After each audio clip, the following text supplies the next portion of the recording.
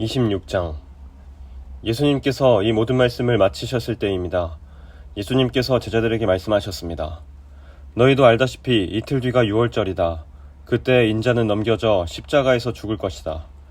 그때 대제사장들과 장로들이 가야바라고 하는 대제사장 공관에 모였습니다. 그들은 조용히 예수님을 잡아 죽일 계획을 세웠습니다. 그러나 그들은 명절 기간에는 안 돼. 사람들 사이에 폭동이 일어날 수 있으니까 라고 말했습니다. 예수님께서 베다니에서 문둥병에 걸렸던 시몬의 집에 계셨을 때입니다. 한 여자가 비싼 향유 한 병을 가지고 와 식사하고 계시는 예수님의 머리에 이 향유를 부었습니다. 이 광경을 본 제자들이 화를 냈습니다. 왜 이 값비싼 향유를 낭비하는 것이요? 그것을 비싼 값에 팔아서 가난한 사람들에게 줄 수도 있었을 텐데. 예수님께서 이것을 아시고 말씀하셨습니다. 왜 이 여자를 괴롭히느냐? 그는 나에게 좋은 일을 하였다. 가난한 사람들은 항상 너희 가운데 있을 것이다. 그러나 나는 너희와 항상 함께 있지 않을 것이다. 이 여자는 내 몸에 향유를 부어 내 장례를 준비한 것이다. 내가 진정으로 너희에게 말한다. 온 세상에 복음이 전해지는 곳마다 이 여자가 한 일도 전해져 그를 기억할 것이다. 그때 12제자 가운데 한 명인 가룟 출신의 유다가 대제사장들에게 갔습니다. 가룟 유다가 말했습니다. 내가 예수를 당신들에게 넘기면 나에게 얼마를 주겠소? 제사장들은 유다에게 은 30개를 주었습니다. 그 후로부터 유다는 예수님을 넘길 기회를 노렸습니다. 무교절의 첫 번째 날에 제자들이 예수님께 와서 말했습니다. 유월절 음식을 어디에다 준비할까요? 예수님께서 대답하셨습니다. 성 안에 들어가 한 사람에게 이렇게 말하여라. 선생님께서 때가 가까웠으니 당신 집에서 제자들과 함께 유월절을 보내겠다고 말씀하십니다. 제자들이 예수님께서 말씀하신 대로 행하여 유월절을 준비하였습니다. 그날 저녁에 예수님께서 12명의 제자들과 함께 음식을 드시기 위해 앉으셨습니다. 모두들 식사를 하고 있을 때 예수님께서 말씀하셨습니다. 내가 너희에게 진정으로 말한다. 너희 중에 하나가 나를 배반할 것이다. 제자들은 매우 슬퍼하며 한 사람씩 예수님께 묻기 시작했습니다. 주님, 제가 그 사람은 아니지요. 예수님께서 대답하셨습니다.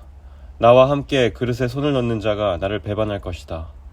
성경에 쓰여진 대로 인자는 떠나갈 것이다. 그러나 인자를 넘겨주는 그 사람에게는 화가 있다. 차라리 태어나지 않았더라면 자신에게 더 좋았을 것이다. 예수님을 배반한 유다가 예수님께 말했습니다. 선생님이여, 설마 제가 그 사람입니까? 예수님께서 그에게 내가 말했다 하고 대답하셨습니다. 식사 때 예수님께서는 빵을 들어 감사기도를 드리시고 그것을 떼어 제자들에게 주시며 말씀하셨습니다. 받아 먹어라. 이것은 내 몸이다. 또한 예수님께서 잔을 들어 감사드리신 후 그것을 제자들에게 주며 말씀하셨습니다. 너희 모두 이것을 마셔라. 이것은 죄를 용서하기 위하여 많은 사람들을 위해 붓는 나의 피, 곧 언약의 피다. 내가 너희에게 말한다. 내가 아버지의 나라에서 너희와 함께 새롭게 마시는 그날까지 지금부터는 포도열매로 빚은 것을 마시지 않을 것이다. 그들은 찬송을 부르고 올리브산으로 올라갔습니다. 예수님께서 제자들에게 말씀하셨습니다. 오늘 밤 너희는 모두 나를 버릴 것이다. 성경에 이렇게 쓰여 있다. 내가 목자를 칠 것이니 양이 흩어질 것이다. 그러나 내가 살아난 뒤에 너희보다 먼저 갈릴리로 갈 것이다. 베드로가 말했습니다. 다른 모든 제자들이 주님을 버릴지라도 저는 결코 버리지 않겠습니다. 예수님께서 대답하셨습니다. 내가 진정으로 너에게 말한다.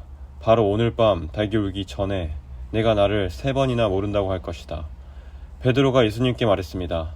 주님과 함께 죽을지라도 결코 주님을 모른다고 하지 않을 것입니다. 다른 제자들도 모두 똑같이 말했습니다. 그때 예수님께서 제자들과 함께 겟세마네라고 불리는 곳으로 가셨습니다. 예수님께서 제자들에게 말씀하셨습니다. 내가 저기에 가서 기도하는 동안 여기 앉아 있어라. 그리고 베드로와 세베대의 2 아들을 데리고 가셨습니다. 예수님께서는 매우 근심하시며 괴로워하기 시작하셨습니다. 예수님께서는 세 제자에게 말씀하셨습니다. 내 마음이 괴로워 죽을 지경이다. 여기서 머무르며 나와 함께 깨어 있어라. 그리고 나서 약간 떨어진 곳으로 가서 얼굴을 땅에 대고 기도하셨습니다. 나의 아버지, 할 수만 있다면 제게서 이 잔을 지나가게 해주십시오. 그러나 내 뜻대로 하지 마시고 아버지의 뜻대로 하시기 원합니다. 기도하신 후 제자들에게 오셔서 제자들이 자고 있는 것을 보시고 베드로에게 말씀하셨습니다. 너희들은 1시간도 나와 함께 깨어있을 수 없느냐? 깨어서 너희가 시험에 빠지지 않도록 기도하여라. 영은 원하지만 육체가 약하구나. 예수님께서 다시 가셔서 두 번째 기도를 하셨습니다. 나의 아버지, 이것이 제게서 지나갈 수 없고 제가 마셔야만 한다면 아버지의 뜻대로 되기를 기도합니다. 그리고 나서 다시 제자들에게 가셔서 제자들이 자고 있는 것을 보셨습니다. 그들은 너무 졸렸던 것입니다. 그래서 예수님께서는 제자들을 놔두고 다시 세 번째로 기도하셨습니다. 예수님께서는 같은 기도를 한 번 더 하셨습니다. 그 다음에 예수님께서 제자들에게 돌아오셔서 말씀하셨습니다. 아직도 자고 있고 쉬고 있느냐? 보아라, 때가 가까이 왔다. 인자가 죄인들의 손에 넘겨진다. 일어나라, 가자. 나를 배반한 사람이 가까이 오고 있다. 예수님께서 말씀하시는 동안 12제자 가운데 하나인 유다가 왔습니다. 대제사장과 백성들의 장로들이 보낸 많은 사람들이 칼과 몽둥이를 가지고 유다와 함께 왔습니다. 예수님을 배반한 유다가 이들에게 내가 입맞추는 사람이 바로 그 사람입니다. 그를 잡으시오.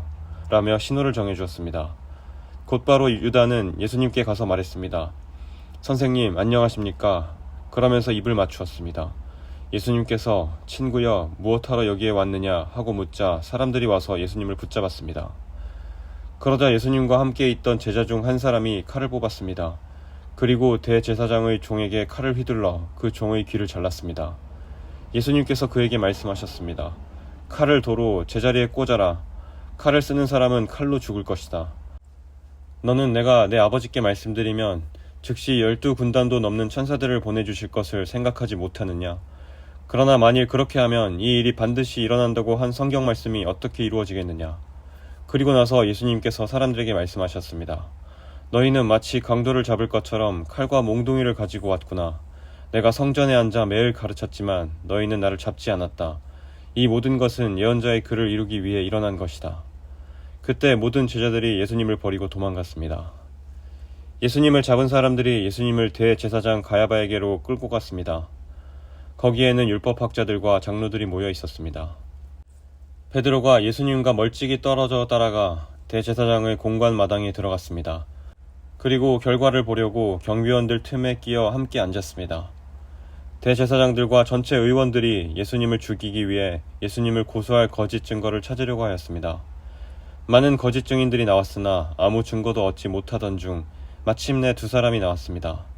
이들은 이 사람이 나는 하나님의 성전을 헐고 그것을 3일 만에 다시 세울 수 있다 라고 말했습니다. 라고 증언했습니다. 대제사장이 일어서서 예수님께 물었습니다. 당신은 아무 대답도 하지 않겠소? 이 사람들이 당신에게 불리한 증언을 하는 것에 대한 당신의 답변은 무엇이오? 그러나 예수님께서는 아무것도 말씀하지 않으셨습니다. 다시 대제사장이 예수님께 물었습니다.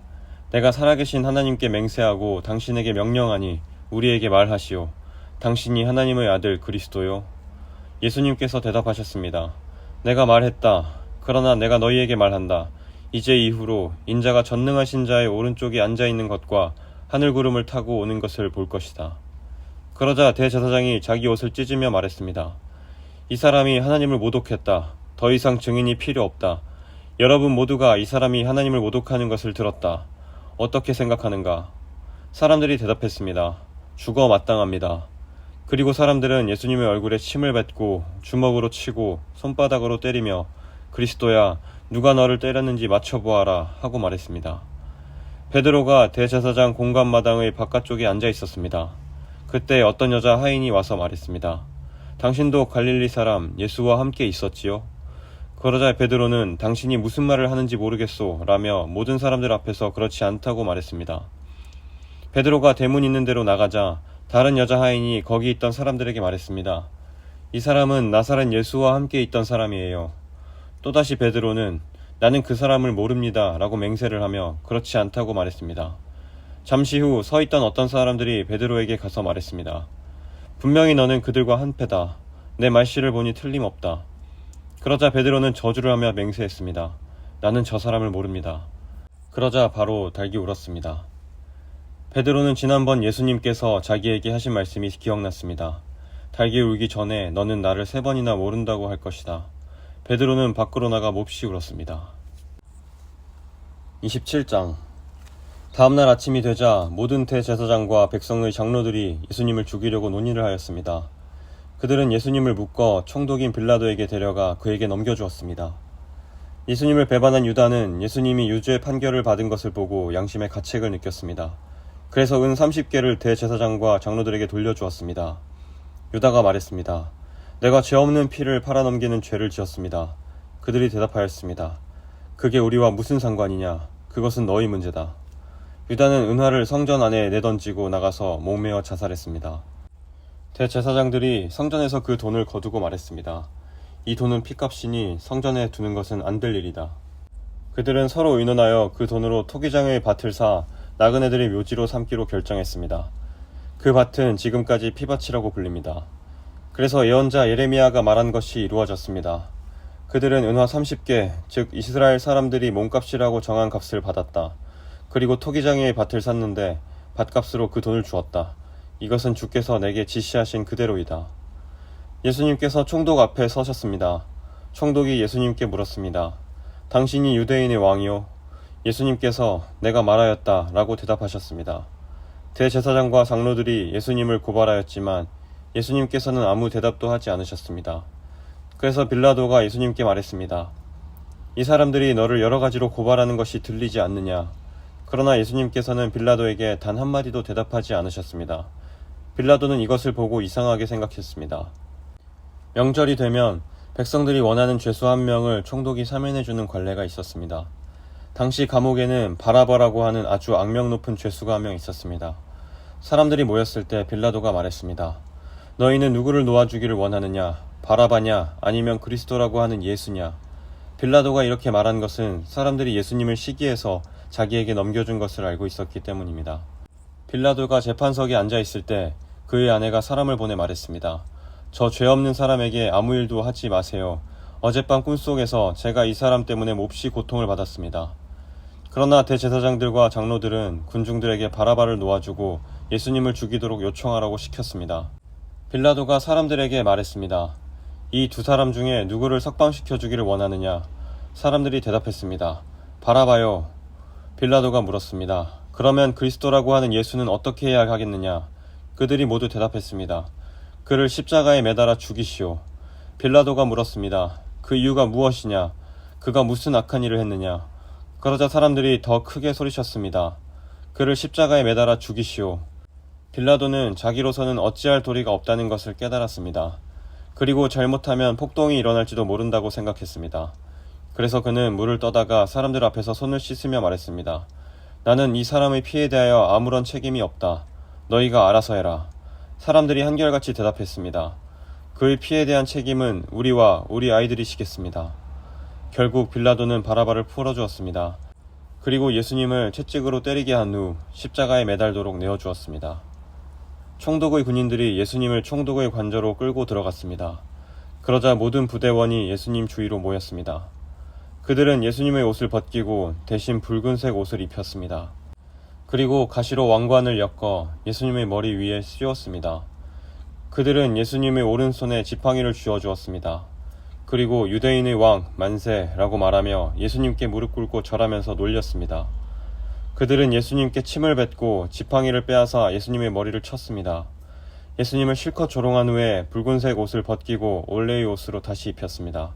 그리고 예수님을 십자가에 매달아 죽이려고 끌고 갔습니다. 군인들이 나가다가 구레네 출신의 시몬이라는 사람을 만났습니다. 군인들은 그에게 강제로 예수님의 십자가를 지고 가게 했습니다. 그들은 골고다라는 곳으로 갔습니다. 골고다는 해골의 땅이라는 뜻입니다. 군인들은 예수님께 쓸개즙을 섞은 포도주를 주어 마시게 했습니다. 그러나 예수님께서는 맛을 보시고는 마시려고 하지 않으셨습니다. 군인들이 예수님을 십자가에 못 박고 제비를 뽑아 예수님의 옷을 나누어 가졌습니다. 그리고 거기 앉아서 예수님을 계속 지켜보았습니다. 그들은 예수님의 머리 위에 이 사람은 유대인의 왕 예수다 라고 쓴 죄패를 걸어 놓았습니다. 그때 두 강도가 예수님과 함께 십자가에 못 박혔습니다. 한 사람은 오른쪽에, 다른 한 사람은 왼쪽에 매달렸습니다. 지나가던 사람들이 고개를 저으면서 예수님께 욕을 하였습니다. 성전을 헐고 3일 만에 다시 세운다는 사람아, 내 자신이나 구원하여라. 만일 하나님의 아들이라면 십자가에서 내려와 보아라. 이와 같이 대제사장들도 율법학자들과 장로들과 함께 예수님을 조롱하며 말하였습니다. 이 사람이 다른 사람들은 구하면서 자기 자신은 구하지 못하는구나. 그는 이스라엘의 왕이니 지금 십자가에서 내려오라지. 그러면 우리가 그를 믿겠다. 그가 하나님을 믿는다는데 하나님께서 원하시면 그를 당장 구원해 주시라고 그래라. 자신이 나는 하나님의 아들이라 고 했으니까 말이다. 예수님과 함께 십자가에 못 박힌 강도들도 똑같은 욕을 예수님께 했습니다. 낮 12시부터 오후 3시까지 온 땅이 어둠에 덮였습니다. 오후 3시쯤에 예수님께서 엘리 엘리 라마 사박다니 하고 큰 소리로 외치셨습니다. 이 말은 나의 하나님 어찌하여 나를 버리셨습니까? 라는 뜻입니다. 거기 서 있던 사람들이 이 말을 듣고 말했습니다. 이 사람이 엘리야를 부른다. 그러자 얼른 한 사람이 뛰어가서 해면을 가져다 신 포도주를 적셨습니다. 그리고 예수님께서 마시도록 지팡이에 매달아 주었습니다. 나머지 사람들이 말했습니다. 가만 놔두어라. 엘리야가 그를 구원하러 오나 보자. 다시 예수님께서 큰 소리로 외치셨습니다. 그리고 숨을 거두셨습니다. 그때 성전 휘장이 위에서부터 아래까지 두 조각으로 갈라졌습니다.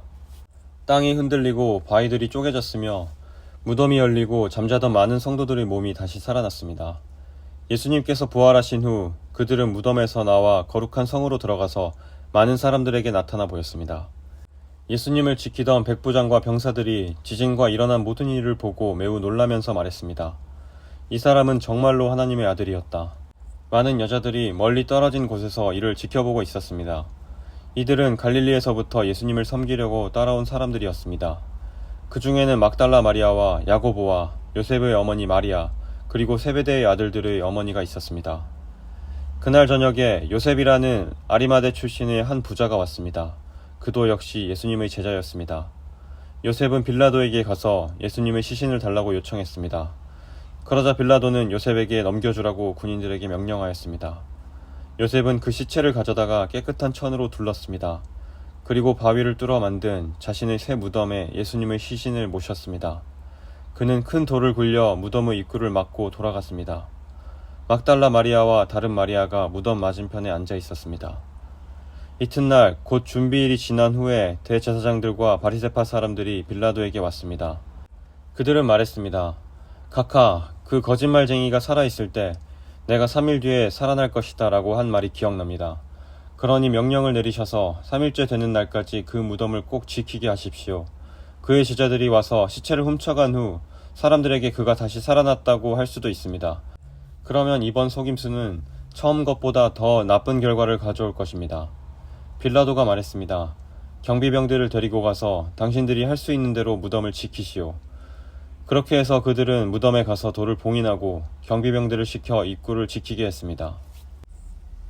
28장 안식일 다음날, 즉 한 주의 첫날 동틀 무렵에 막달라 마리아와 다른 마리아가 무덤을 보러 갔습니다. 그때 강한 지진이 일어나고 하나님의 천사가 하늘에서 내려왔습니다. 그 천사는 돌을 굴려 치우고 그 위에 앉았습니다. 그 모습은 번개와 같았고 옷은 눈처럼 희었습니다.